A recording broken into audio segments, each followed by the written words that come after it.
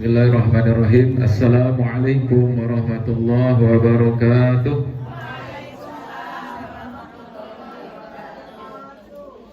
Innal hamdalillah nahmaduhu wa nasta'inu wa nastaghfiruhu wa natubu ilaihi wa na'udzu billahi min shururi anfusina wa sayyiati a'malina. May yahdihillahu fala mudilla lahu wa may yudlilhu fala hadiya lahu. Allahumma shalli ala nuril anwar wa sirril asrar wa qiryakil aghyar wa babil yasar sayyidina Muhammadil muhtar wa alil adhar wa ashabil ahyar adada ni'amillahi wa ibdali amma ba'd. Qala Allah ta'ala fi kitabil karim a'udzu billahi samil alim minasyaitonir rajim fatazawwadu fa inna khairaz zadi taqwa al-ayat. Yang saya hormati keluarga besar daripada Ibu Hajah Marwah, yang saya hormati Ibu Ketua Pengajian Masjid Taqwa dan juga seluruh jajaran pengurusnya, yang saya hormati seluruh undangan, ibu-ibu jamaah dan sekaligus anggota dari Majelis Taklim At-Taqwa, baik yang di dalam, di luar, di belakang, ya. Alhamdulillah full ya. Tadi informasinya ini merupakan pengajian akbar kayaknya.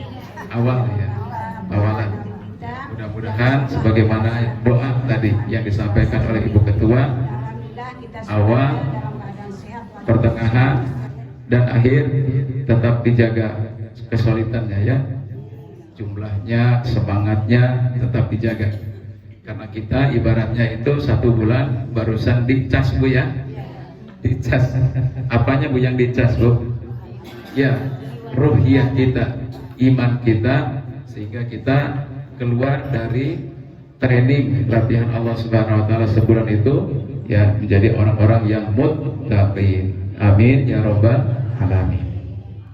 Baru saja kita meninggalkan Ramadan atau kita ditinggalkan oleh tamu Allah Agung itu baru berapa hari nih Bu? Sudah ngitung? Iya, kurang lebih 14 hari. Ya, 14 hari kita ditinggalkan oleh tamu agung Allah Subhanahu wa taala. Kira-kira Ibu sedih apa gembira Bu? Yang benar Bu? Iya. Ya, pasti sedih. Saya juga sedih Bu. Yakin saya sedih. Kenapa? Belum tentu kita ketemu lagi dengan Ramadan. Banyak contohnya yang sudah ada, yang sebelum Idul Fitri sudah dipanggil oleh Allah. Ada yang pas malam takbiran dipanggil oleh Allah. Ada yang kemarin malam dipanggil oleh Allah, ya kan?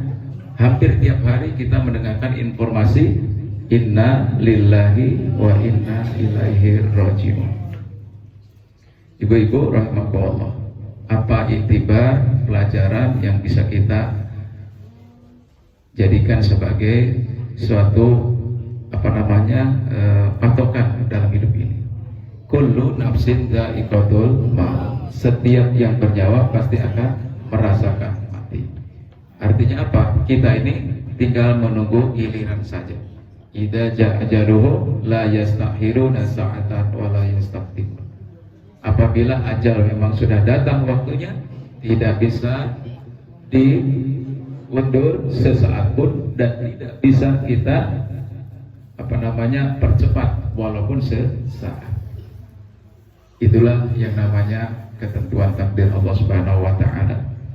Makanya tadi saya sedikit mengutip firman Allah Subhanahu wa taala, a'udzubillahi minasyaitonir rajim, fatazawwadu fa inna khairaz zadit taqwa. Berbekallah kamu karena sebaik-baik bekal itu adalah takwa. Berbekal untuk kemana Bu? Untuk pulang ke kampung akhirat, kampung tempat kehidupan kita yang sesungguhnya. Kenapa Bu? Allah itu menciptakan 2 kematian dan 2 kehidupan. Kaifa takfuruna billahi wa kuntum amwatan fa ahyaakum tsumma yumitukum tsumma yuhyikum tsumma ilaihi turja'un. Bagaimana kita bisa ingkar, kata Allah. Bagaimana kamu kok bisa kufur? Aku ini telah menciptakan kamu dari sesuatu yang tidak ada alias mati. Wa kuntum amwat fa ahyakum. Maka hari ini kamu sedang hidup di dunia sebentar saja. Kira-kira berapa, Bu? Kata Rasulullah, umatku kisaran 60 sampai 70 tahun. Maaf, Bu Haji Azwin berapa tahun sekarang? 74. Bonusnya sudah berapa tahun? Ya Allah, sudah 11 tahun dari Rasulullah Muhammad sallallahu alaihi wasallam. Mudah-mudahan beliau husnul khotimah. Amin ya rabbal alamin. Kan kita semua sama. Kita ini kata Rasul, sebaik-baik usia itu adalah ketika dipanjangkan umurnya, dia selalu istiqomah beramal sholih. Bukan kemauan kita umur panjang itu. Betul? Betul. Sebaliknya, saat kita memang banyak yang sudah dipanggil tidak sesuai dengan cita-cita kita. Dulu kita ingin usia kita sekitar idealnya Rasulullah Shallallahu Alaihi Wasallam. Ada yang umur 40 dipanggil oleh Allah, 50 dipanggil oleh Allah. Masalahnya apa? Sudah cukup belum bekal kita untuk ke sana itu? Iya kan? Betul kan, Bu? Iya. Fatazawwadu, maka berbekalah kamu. Dengan apa bekal itu? Yang pertama adalah iman yang betul kepada Allah Subhanahu wa taala. Kenapa? Kalau iman kita belum betul kepada Allah Subhanahu wa taala, masih dikontaminasi dengan berbagai macam perbuatan-perbuatan yang notabene itu ada riyanya. Riya itu adalah merupakan syirik kecil.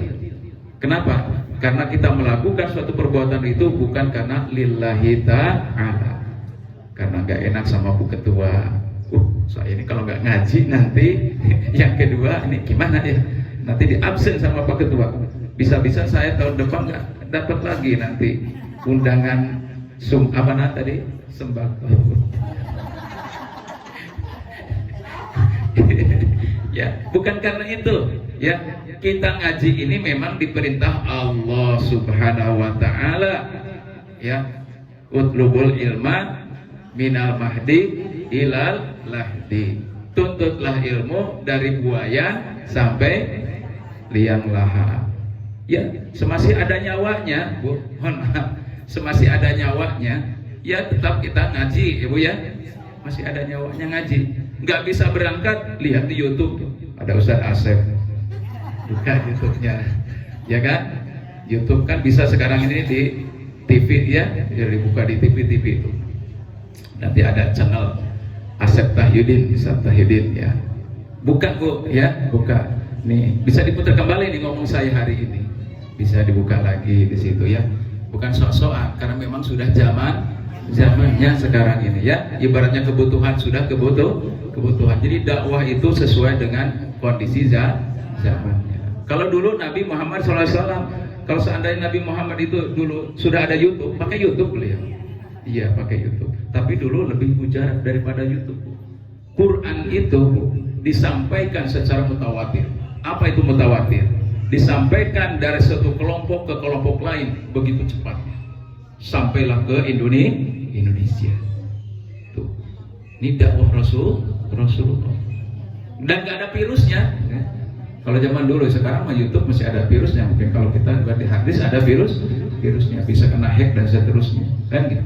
Tapi Rasulullah dulu menyampaikan itu, ya virusnya adalah orang-orang yang tidak suka kepada dakwah Rasul, terutama orang kafir, mohon maaf, dan orang-orang munafik, udah orang langsung begitu. Nah, saat sekarang ini juga masih berlaku. Yang dulu di zaman Rasul ada, sekarang tambah banyak. Ya sesuai dengan zamannya. Jadi kembali bahwa bagaimana seharusnya kita setelah Ramadan ini, Bu. Ramadan itu kan tempat latihan. Berarti perlombaannya sekarang ini, Bu, mulai dari Syawal. Jadi Syawal itu kata para ulama adalah bulan peningkatan. Jadi bulan untuk mengaplikasikan apa-apa kebiasaan kita selama bulan Ramadan. Kalau bulan Ramadan tadarusnya mungkin Bu Ketua ini karena namanya Bu Ketua ya, contoh suri toladan gitu. Pekerjaannya di bulan Ramadan itu ngaji, masak begitu ya. Untuk apa? Untuk memberikan makan yang untuk berbuka. Mungkin lebih dari 4 kali mungkin tamatnya selama bulan Ramadan tadarusnya, insya Allah ya. Insya Allah ya tuh. Nah, di luar bulan Ramadan ini sekarang paling tidak ya 1 juz per hari. Kalau yang sudah bisa gitu, insya Allah. Apalagi ngajinya sudah lancar seperti tadi, surat Yasin sudah hampir separuh hafal begitu ya, insya Allah ya.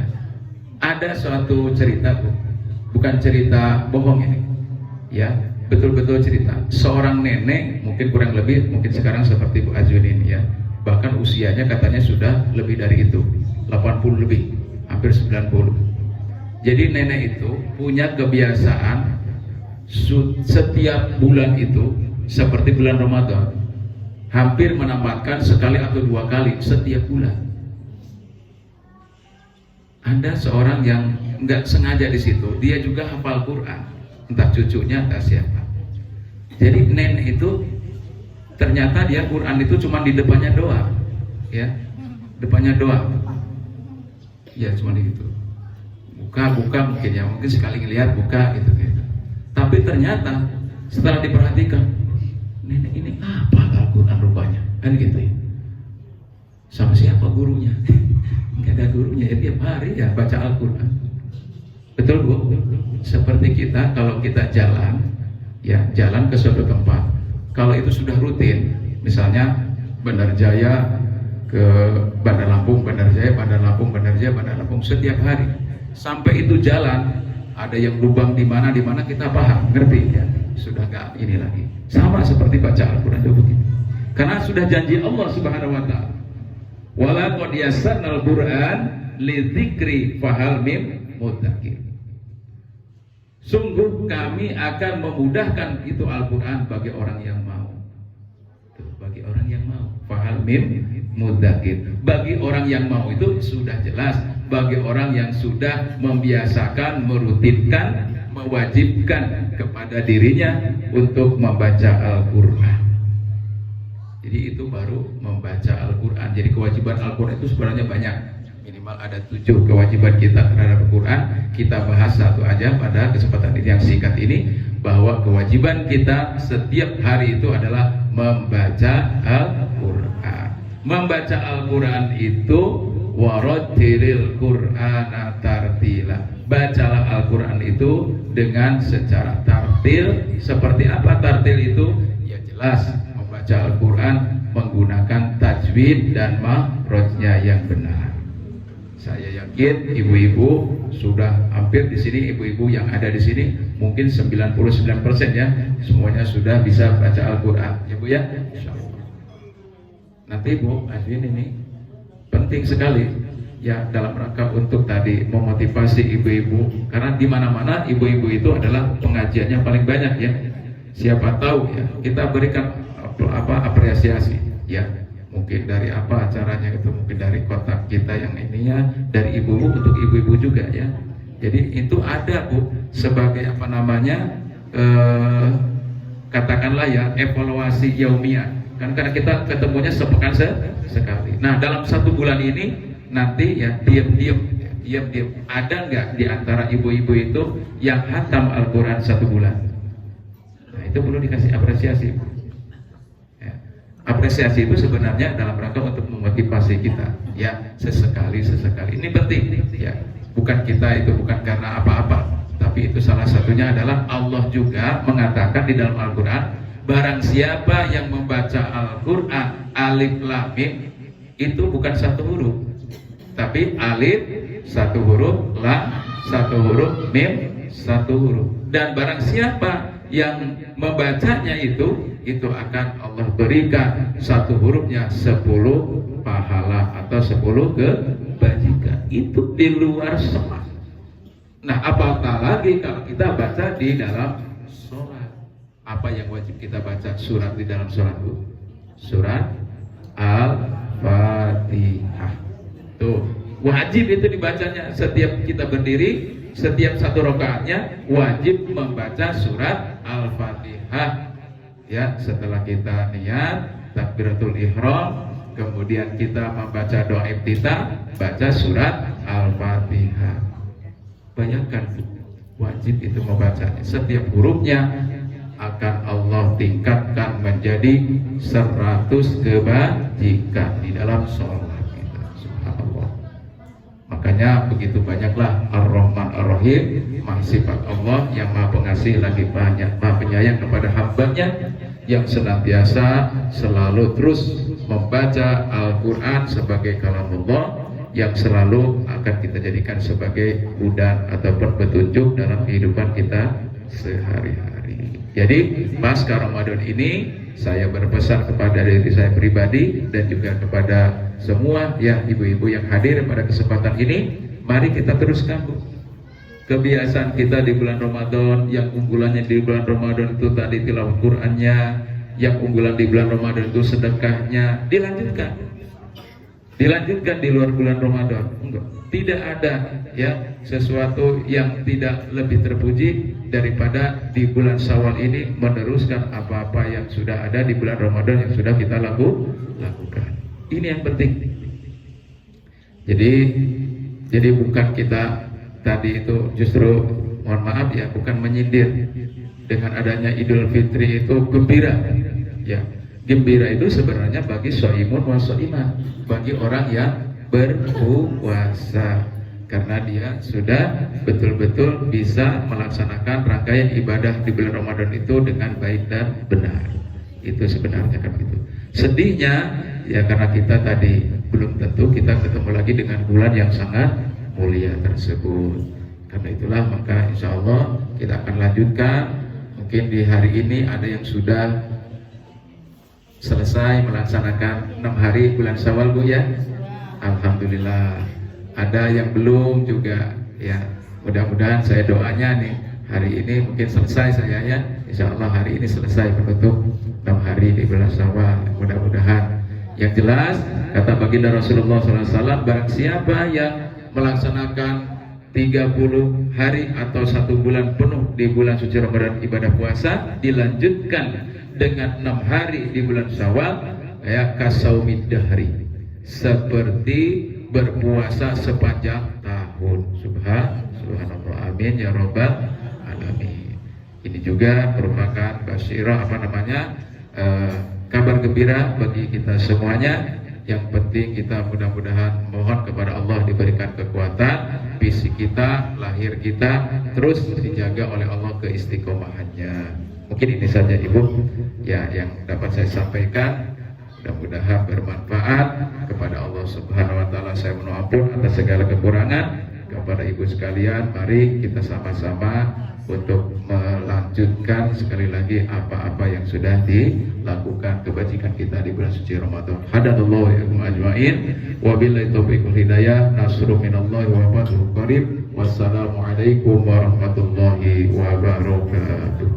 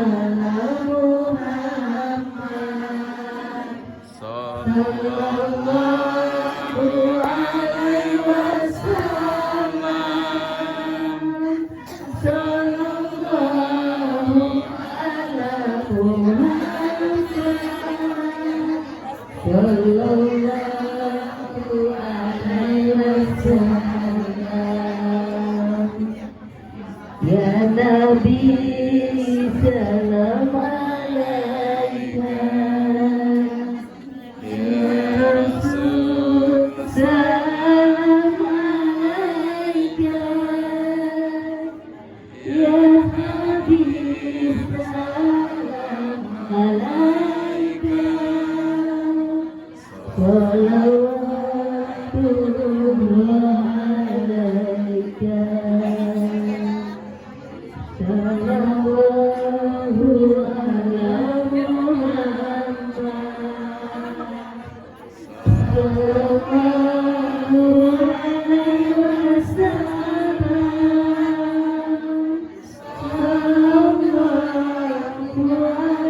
Minta